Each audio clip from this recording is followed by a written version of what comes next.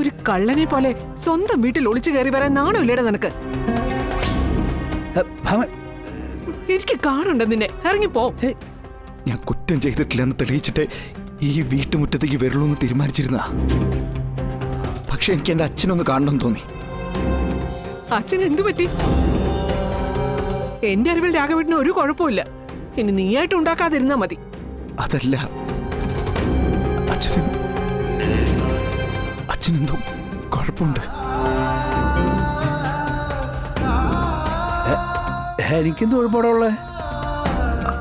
അല്ല, കഴിഞ്ഞ ദിവസം രാത്രി വഴിയിൽ വെച്ച് അച്ഛനെ ഞാൻ കണ്ടുമുട്ടിയത് ഓർമ്മയില്ലേ? പപ്പി അച്ഛനെ രക്ഷപ്പെടുത്തിയ ദിവസം.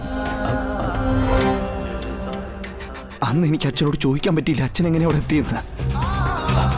എടാ, അതെനിക്ക് അറിയാൻ പാടില്ലടാ. അകത്തോടെ ഞാനങ്ങനെ അവിടെ എത്തിയെന്ന്.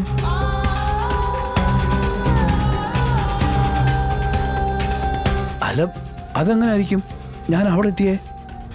എന്നോടാണോ ചോദിക്കുന്നേ? രാത്രി മുഴുവൻ ഓടി നടന്നതിന് ശേഷം പാതിരാത്രി പപ്പയും കൊണ്ട് നിങ്ങൾ കയറി വന്നപ്പോ ഞാൻ ഇതേ ചോദ്യം നിങ്ങളോട് ചോദിച്ചല്ലേ? അല്ല, അത് പാമേ, അപ്പോഴും നിങ്ങൾ കൃത്യമായിട്ടൊരു മറുപടി പറഞ്ഞില്ലല്ലോ. അത് പാമേ, അത് അതുകൊണ്ടാണ് ഞാൻ പറഞ്ഞേ. അച്ഛൻ നമുക്ക് നല്ലൊരു ഡോക്ടറെ കാണിക്കാം. അത് അച്ഛൻ ഈ പുറത്തൊക്കെ രാത്രി ഇറങ്ങി നടക്കണതേ ഓർമ്മക്കുറവുണ്ടാ? എടാ, നീ പറയുന്നൊരു അസുഖം എനിക്കില്ല. ചില സമയത്ത് പലതും ഓർക്കുന്നില്ല, അത്രേ ഉള്ളൂ.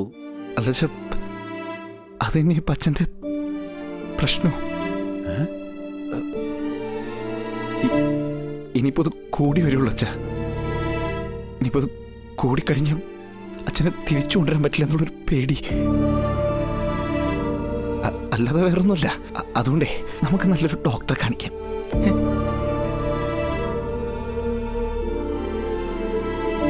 ഓ, നിന്റെ ഉപദേശത്തിന് നന്ദി. വേണ്ടത് എന്താന്ന് വെച്ചാൽ ഞാൻ ചെയ്തോളാം. ദയവ് ചെയ്ത് നിന്നെ തിരക്കി പോലീസിന് ഇവിടെ കയറ്റി ഇറക്കരുത്. മനസ്സിലായി? ഞാൻ ഇറങ്ങിപ്പോക്കോളാം. പക്ഷെ ഞാൻ നിരപരാധിയാ.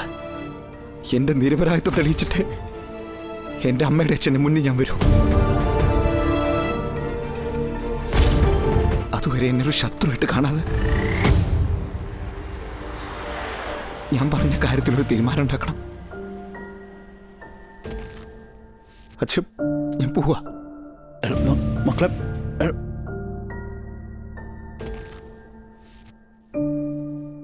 സുബേർക്ക, പോവാം. എടാ മോനെ,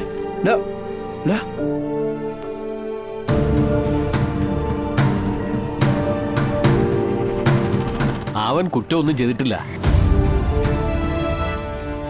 അത് മറ്റാരെക്കാളും എനിക്ക് നന്നായിട്ടറിയാം.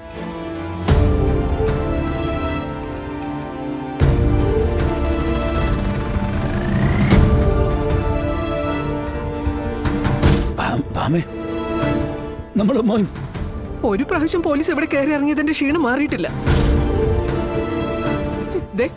എന്നെ കൊണ്ട് കൂടുതലൊന്നും പറയിപ്പിക്കില്ല കേട്ടോ.